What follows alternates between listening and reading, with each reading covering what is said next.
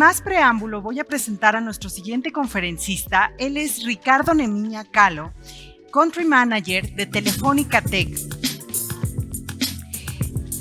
Ricardo cuenta con un posgrado otorgado por el MIT y una trayectoria de más de 15 años en el país en diferentes cargos de alta dirección y empresas para Grupo Telefónica.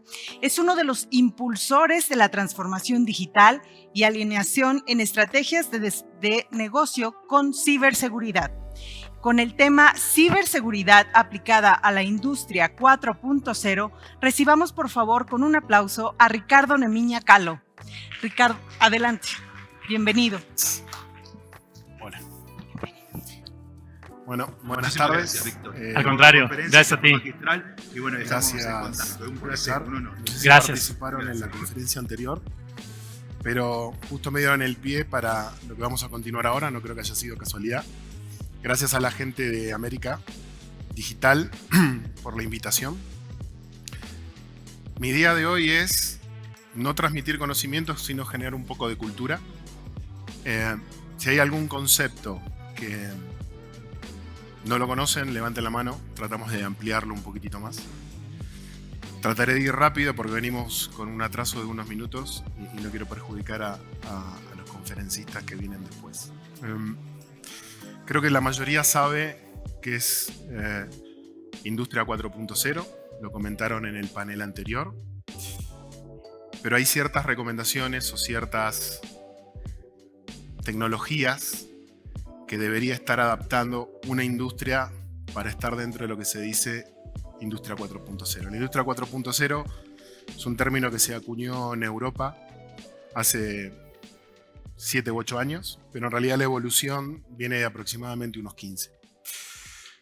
Adoptar tecnología digital un poco para hacer a la empresa mucho más productiva, que la empresa pueda rendir un poco más. El componente clave es la conectividad. Hoy se está hablando de conectividad 5G, que nos permite no solo velocidades mucho más amplias, sino que da un entorno mucho más seguro de lo que teníamos antes. Obviamente, al ser 5G, al ser wireless, nos permite cierta movilidad de dispositivos, maquinaria, cierta movilidad de ciertos procesos dentro de la fábrica. Obviamente, la automatización de procesos. Pasamos de procesos semianalógicos o analógicos a procesos plenamente digitales, totalmente automatizados. La idea es hacer esos procesos mucho más seguros, mucho más dinámicos. Todo esto, que es parte de lo que consideramos Industria 4.0, hace que nuestra superficie de exposición cada vez sea mayor. Hace 15 años atrás estábamos hablando de seguridad solamente de la parte de red, solamente de la parte de networking. Evolucionamos hacia servicios implementados en la web.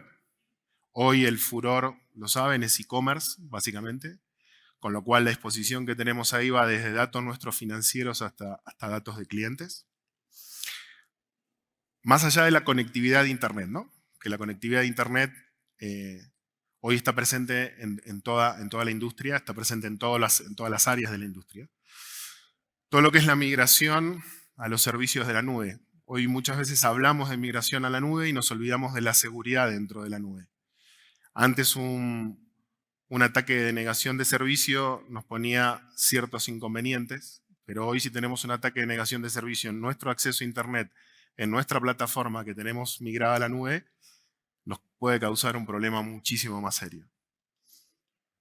Hace no mucho, todo lo que es la huella digital, todo lo que es el uso indebido de la marca, todo lo que es el uso indebido de ciertos dominios que tal vez no tenemos registrados, pero que tienen nuestra empresa, pero que tiene una terminación en Finlandia, en China, en Noruega, y pueden estar siendo mal utilizados y nos están perjudicando en una imagen.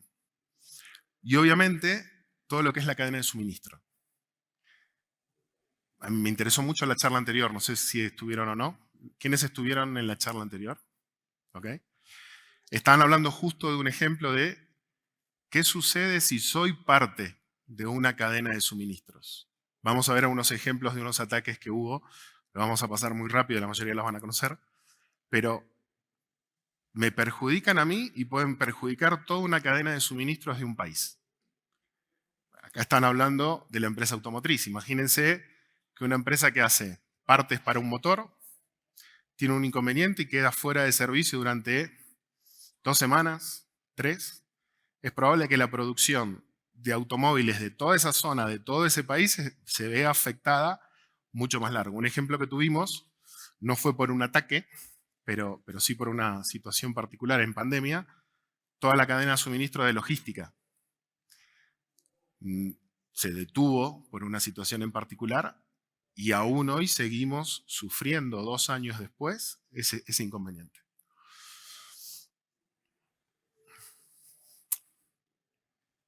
¿Alguien tiene dudas de que no han sido atacados o hackeados? Ok.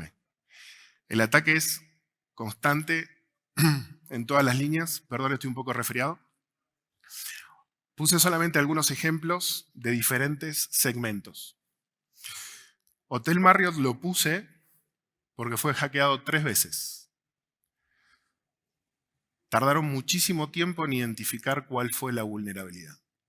Fueron casi 2 años. Fue considerado uno de los primeros y más grandes ataques porque, según dicen, se filtraron 500 millones de datos de sus usuarios. Nombre, apellido, tarjetas de crédito, consumos, destinos. El impacto que tuvo Marriott, más allá de su imagen, fue una multa de casi 24 millones de dólares porque no informó a sus usuarios de que sus datos estaban expuestos y el regulador en ese momento los multó. Facebook, igual, anunció mucho tiempo después del hackeo que había resuelto la vulnerabilidad, pero que le habían robado casi 530 millones de usuarios quedaron expuestos en su información. Obviamente hay una investigación, la abrió el gobierno de Irlanda, eso fue creo que el 2020, si no recuerdo mal, y pueden llegar a tener una multa del 4% de lo que es su facturación. Uno que sonó mucho, y creo que la mayoría lo va a conocer, el sistema de oleoductos de Estados Unidos fue hackeado. Ahí entramos en una cuestión de guerra cibernética entre estados, si quieren verlo. Hubo un caso que dicen que fue el inicio de toda esta cadena, que fue en el año 2010, si no recuerdo mal. Stuxnet, que fue un malware diseñado particularmente para atacar las centrifugadoras de una planta de enriquecimiento de uranio de Irán para retrasar todo el programa iraní. Lo llamativo de ese ataque es que la planta no tenía acceso a Internet. ¿Sale?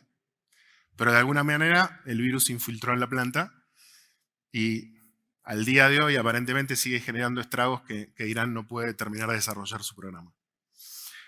2022 la puse como un ejemplo de la industria en particular, y aquí en México, la planta de Tijuana de Foxconn tuvo un ataque de ransomware y si no recuerdo mal estuvo más de una semana parada la planta, no pudo producir.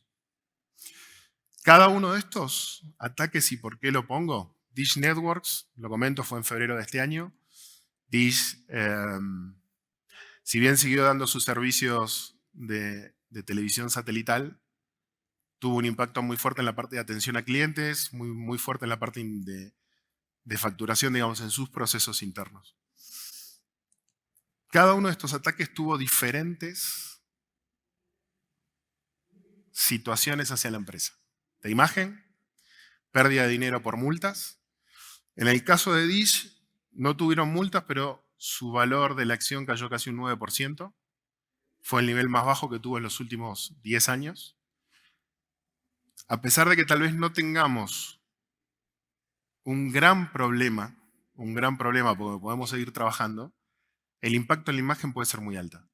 O el impacto económico por mi cotización en bolsa puede ser muy alta. Lo paso rápido. ¿Cuál es la idea de ser resiliente? Hay una fórmula que la van a ver ahí como modo de expresión que habla de probabilidad y de impacto. Pero si yo reduzco la probabilidad de que me ataquen, cada vez voy a poder ser más resiliente. ¿Es una fórmula mágica? Diría que sí, porque implica mucho trabajo, muchísimo, muchísimo trabajo. Lo principal es poder entender cuál es nuestro riesgo. O si quieren verlo de alguna manera, ¿qué nos duele? ¿Nos duele una multa? ¿Nos duele una imagen? ¿Nos duele una mala valorización? ¿Qué es lo que nos duele? Lo que nos duele es lo que tenemos que proteger. Se habrán enterado de un montón de ataques que sucedieron en México. De ahí va a depender un poco que evaluemos qué estaban protegiendo o qué no. Si quiero proteger mi imagen, tendré que buscar cuáles son mis activos que me van a impactar en la imagen y son los activos que voy a querer proteger. Si voy a querer mantener mi negocio funcionando, ¿cuáles son los activos principales, primordiales, que hacen que mi negocio funcione? Y a partir de ahí voy a tener que desarrollar lo que nosotros definimos confianza cero. Confianza cero es desde equipos, procesos, hasta la persona en sí. Justo los chicos estaban comentando acá que uno de los problemas que tuvieron fue por un operario. Si vuelvo al caso del Stuxnet del 2010, seguramente alguien dentro de la planta de enriquecimiento de uranio de Irán o encontró un USB en la puerta y lo conectó en una PC. Creo que es una medida muy inocente, pero puede ser real. O fue de alguna manera incentivado para que pusiera el virus dentro de la red de la planta. Con lo cual, la idea es entender qué situación es la que nos genera el riesgo y a esa situación llevarla a algo que le definimos dentro del campo confianza cero. Por último, estar siempre, constantemente detectando, visualizando, siempre.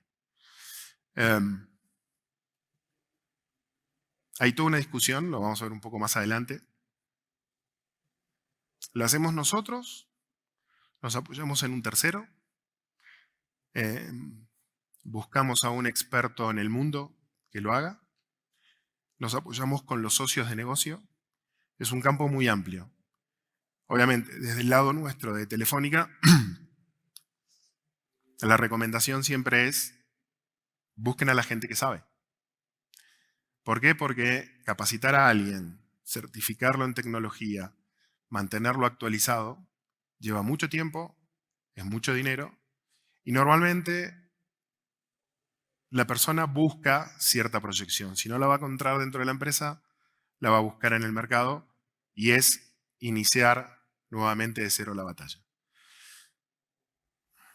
Si voy muy rápido, levanten la mano, bájenme un poco la velocidad. ¿Cómo nos convertimos en resilientes?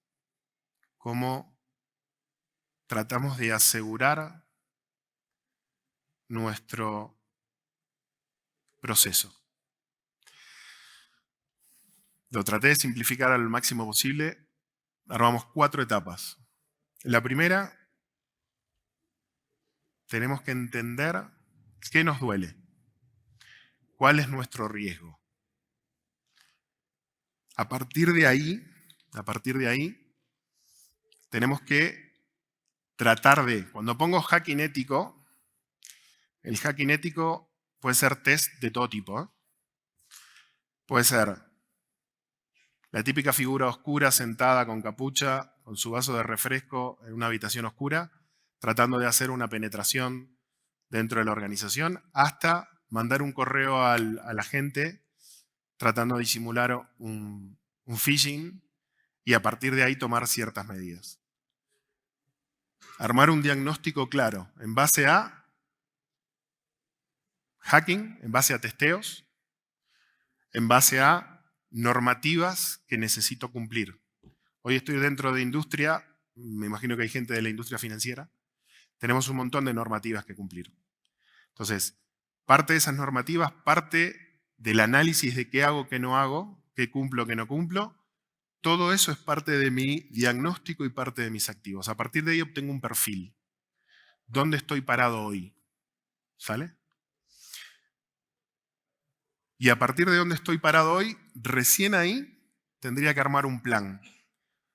Un plan director de dónde estoy y a dónde quiero ir. Y todo lo que tengo que hacer en el medio. Lo que nos pasa hoy muchas veces es, vamos directamente a la tecnología,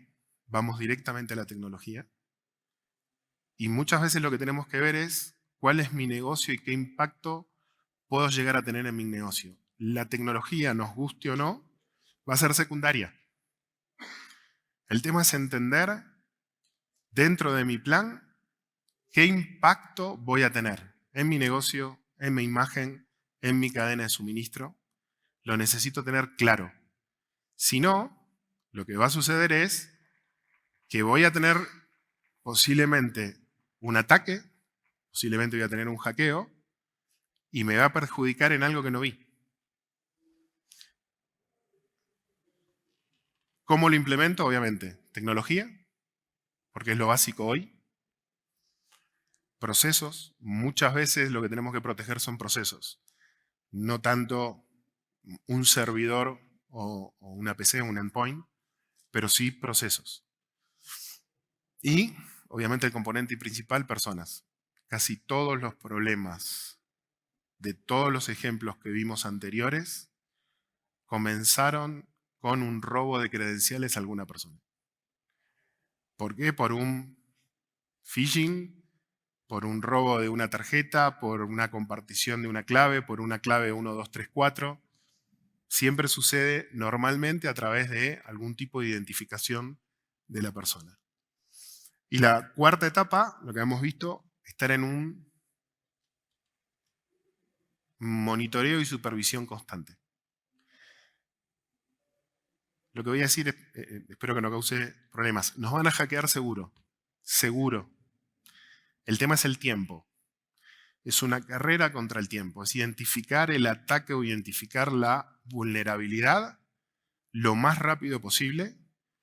Y parte del objetivo dentro del plan es saber cómo voy a reaccionar. Pongo el ejemplo de los hoteles. Tuvieron el ataque, se enteraron y no supieron reaccionar. Ni identificar claramente la vulnerabilidad, ni dar a conocer rápidamente el problema que tuvieron. Más allá de la pérdida en imagen que les pudo resultar, tuvieron una pérdida económica de 24 millones de dólares por una multa. Eso tiene que estar en el plan. Tiene que ser parte de nuestro plan director. ¿Cómo saber reaccionar? ¿Se enteraron del ataque a FEMSA en estos días? Hace una semana. FEMSA a los 3 días estaba comunicando de que habían sido hackeados y que seguramente información de ellos iba a salir a la luz. Fue muy inteligente. Hubo otras empresas que tuvieron ataques, no han sido públicos. Salieron en los foros típicos de hackers diciendo de que fue una víctima más, ¿no? y mostrando la información. Yo creo que demuestra que tienen cierto plan atrás. El hackeo en realidad, un poco los que sabemos, arrancó un viernes, se terminó, bueno, miento, en realidad se enteraron el viernes, el hackeo seguramente arrancó mucho tiempo más, cuando se haga el análisis se dirá desde cuándo, pero el viernes sufrió un poco las consecuencias FEMSA, el sábado se dio a conocer en los foros de hackers y el lunes ya estaba comunicando FEMSA la situación. Creo que demuestra de ellos una inteligencia muy rápida para reaccionar, muy rápida para levantar la mano y decir, pasó, ya estamos trabajando y no afectó absolutamente nada. Seguramente sus servicios de supervisión, están bastante bien orientados. Y es un volver a empezar. O sea, cuando hice todo esto, es un monitoreo continuo y un volver a empezar continuo. La norma dice que esto hay que hacerlo por lo menos una vez al año. Yo creo que tendríamos que estar pensando posiblemente una vez por trimestre. Todos los días, todas las semanas, todos los meses, nos estamos encontrando con vulnerabilidades de herramientas que nos ayudan a proteger o de herramientas que usamos todos los días, absolutamente todos los días. Firmwares de modem Wi-Fi, firmwares o sistemas operativos de nuestras PCs, sistemas operativos, firmwares de robots que tenemos trabajando en las plantas. Hay que ser conscientes y trabajarlo. De nuevo, de manera interna o de manera externa, contratando un experto o desarrollando un experto. Pero hay que hacerlo. Es la única manera de continuar siendo resilientes. Si no, nos quedamos detenidos en el tiempo. Voy a hacer una pausa. Acaba de entrar un amigo. Entonces, no sé si alguien quiere hacer alguna pregunta, duda, comentario, conceptos. Ok.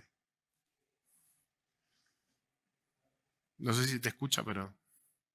¿No? Ok.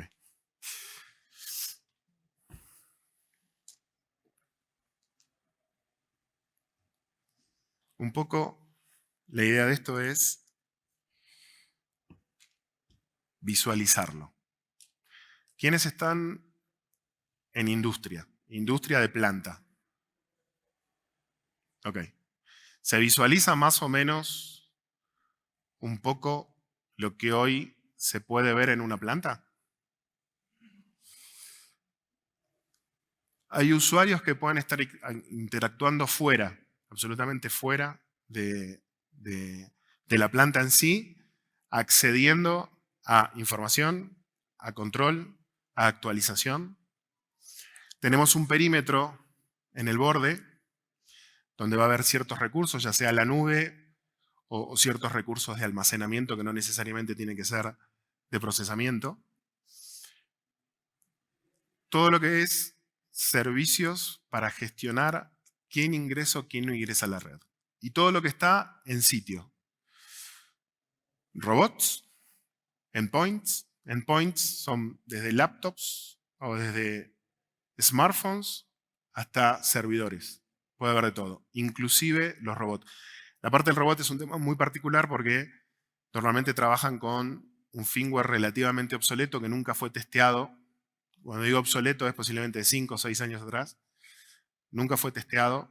No sabemos qué vulnerabilidades tiene. Y a partir de ahí podemos montar lo que es hoy una red de acceso, obviamente 5G, pongo 5G porque es lo más óptimo para esto, donde tengo dispositivos IoT que están recabando un montón de información. Todo eso, todo, absolutamente todo esto, es vulnerable a un ataque. ¿Qué es lo más grave que nos puede suceder? Que el riesgo que hayamos definido no lo hayamos protegido.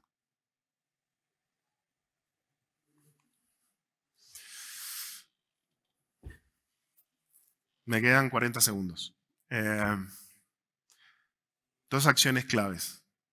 Una, tenemos que identificar el riesgo, los lugares y los activos. Si no tenemos claro eso, no vamos a poder arrancar. Primordial.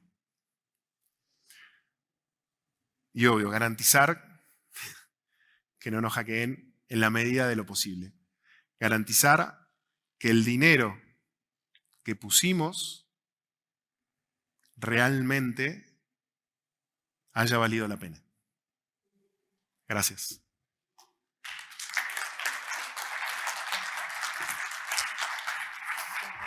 Ricardo, mi micrófono. Listo. Ricardo, muchísimas gracias. Si me lo Gracias a ustedes. permites, vamos a hacer 3 preguntitas rápido, Dale. por favor. La primera pregunta sería, ¿cómo puedo convencer a mis directores de negocios para invertir en ciberseguridad? Mira, fue un tema que me interesó mucho, los chicos no lo profundizaron. Perdón que vuelva a la conferencia anterior, la verdad que estuvo buena.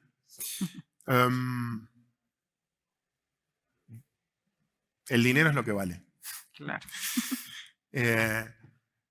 Si el directorio de la compañía no llega a entender que no es un tema de tecnología, sino que es un tema de negocio, hoy la ciberseguridad la hacemos desde la tecnología, pero el resultado de la ciberseguridad es el negocio.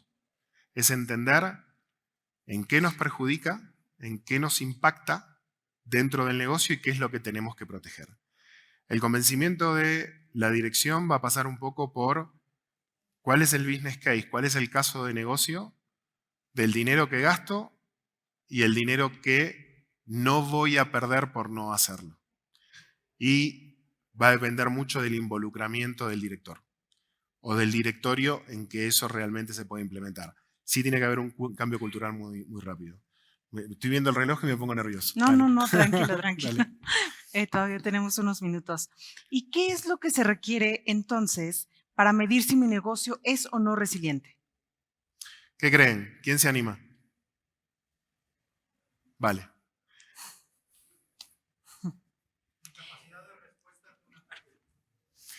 Capacidad de respuesta, el plan que armé.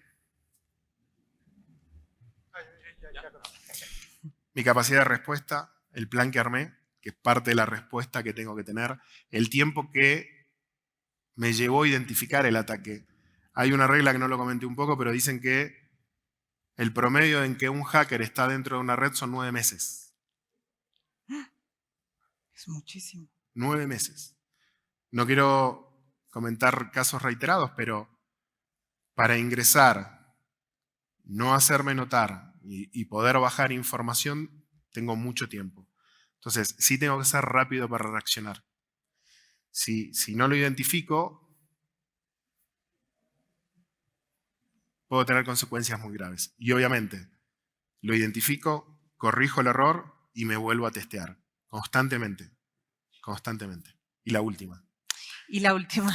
¿Cuál es el mayor impacto o peor escenario de una crisis de seguridad? ¿Alguien más se anima? Ok. Qué fríos que están hoy, chicos. Lo dijimos un poco. Va a depender del modelo de negocio. Va a depender qué creo yo que es lo que tengo que proteger. Los escenarios pueden ser catastróficos. Redes eléctricas que se apagan y no llegué a visualizar que era ese mi problema. Si se me apaga una red eléctrica, toda la producción de la zona, en el momento que mis alternativas energéticas se agoten, están afuera. Un tema de imagen, un tema de no puedo trabajar, no puedo generar mi negocio. Va a depender del riesgo que yo define. El escenario catastrófico es que ese riesgo que definí y no pude proteger realmente se haya dado. Excelente respuesta. Muchísimas gracias. Gracias a ustedes. Muchísimas si hay alguna duda, gracias. levanten la mano. ¿Hay alguna duda? Sí, de este lado, por favor. Iba a decir justo, muy al estilo argentino, fui muy claro entonces. Sí. Hola, ¿qué tal? Miguel Valleza de Scanda. Gracias. Pregunta, ¿la ciberseguridad en IT es la misma que llevas hacia OT o tiene sus peculiaridades? Porque el slide que presentaste pareciera que la misma estrategia aplica para las dos. Entonces Sí, me saltó esa duda. La estrategia es la misma. Las herramientas que utilizás son distintas. ¿Sale? A ver, en una red normal, en un networking normal, en una LAN normal, es muy fácil identificar los dispositivos que están conectados. Es muy fácil. En los medios industriales no es tan sencillo. O sea, hoy cuando hablamos, en el slide obviamente no se ve, pero ese robot tiene detrás un montón de mecanismos, un montón de PLCs que automatizan ciertas funciones. Ese es un dispositivo más. ¿Sale? Entonces hay herramientas que es hacer el discovery de todos esos dispositivos. Pero la estrategia en sí, la estrategia, esas 4 etapas, es exactamente la misma. Lo puedes aplicar a cualquier tipo de industria, ¿sale? Lo que va a variar mucho van a ser las herramientas, básicamente. ¿Quién más? ¿Quién se Una anima? pregunta más. Carlos. Si le dicen a los chicos del colegio que tienen que estudiar en lugar de 6 horas por día, 20 sería un cambio muy, muy fuerte.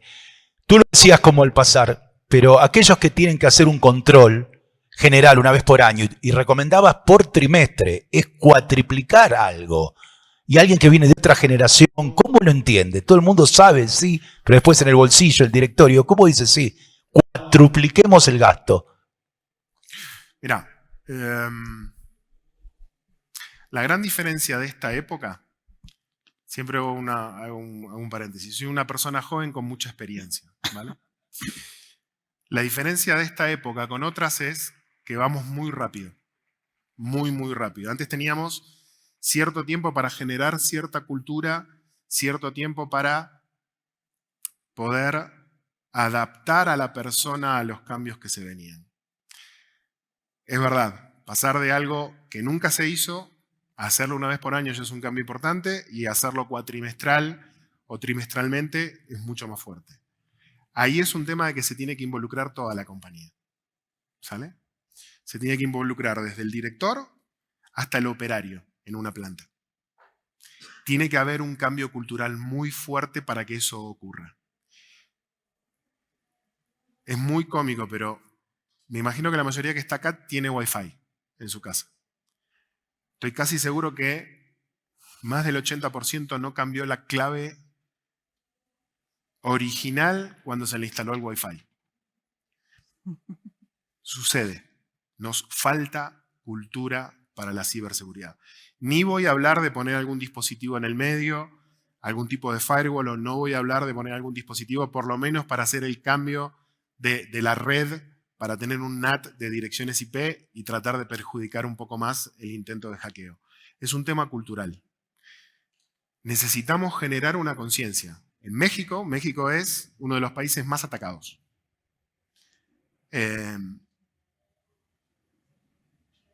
No quiero tirar un dato, pero creo que en el 2022 hubo 80.000 ataques, algo así. Un crecimiento del 80% respecto del 2021. Cuando digo 80.000 me refiero a 80.000 millones de tipos que están intentando entrar a una IP, etc. Es un tema fuerte cultural. En una organización sí se tienen que involucrar todos para hacer ese cambio. ¿Quién otro? ¿Quién dice yo?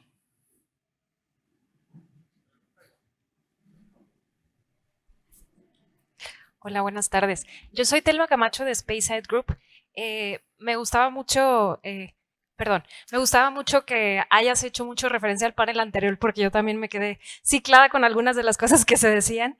Y justo voy a empezar por hacer referencia al panel anterior donde decían, bueno, si ahora las nuevas generaciones necesitan nuevas maneras de aprender los temas, ¿de qué manera tú propondrías que las nuevas generaciones se empapen de estos temas de educación en materia de ciberseguridad? Porque claramente hay brechas incontables entre las personas 2 años más avanzadas que nosotros o 2 años un poco menos jóvenes que nosotros. Entonces creo que sería importante saber de un experto como tú, ¿qué recomienda? Sí, yo creo que pasa por los centros educativos.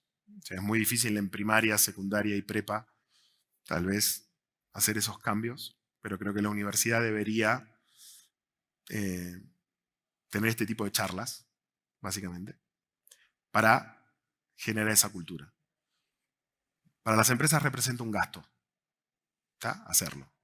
Entonces, del ámbito privado, posiblemente empresas como la nuestra, que tienen un interés, más allá del cambio cultural, tienen un interés en desarrollar negocio a través de la ciberseguridad, promovamos este tipo de eventos, promovamos otros tipos de webinar, si querés verlo. Pero va a ser lo menos. Lo masivo va a tener que venir siempre del lado universitario, básicamente, y también el Estado tiene que empezar a generar cierta cultura. El Estado, lamentablemente, el Estado mexicano, la República Mexicana, en los 2 3 últimos años tuvo golpes muy fuertes, muy mediáticos, de hackeos y de ataques. Entonces, de alguna manera tiene que generar un cambio. ¿Hay cosas que se están haciendo? Sí. Se está tratando de luchar por una ley de ciberseguridad, que espero que no quede obsoleta. Vamos a tener que ir actualizándola periódicamente. Hay cosas que se tienen que hacer en ese aspecto. Pero yo te diría Estado y universidades. Muchísimas gracias, Ricardo. ¿Vale? Ahora sí concluimos esta maravillosa conferencia. No, Muchas gracias.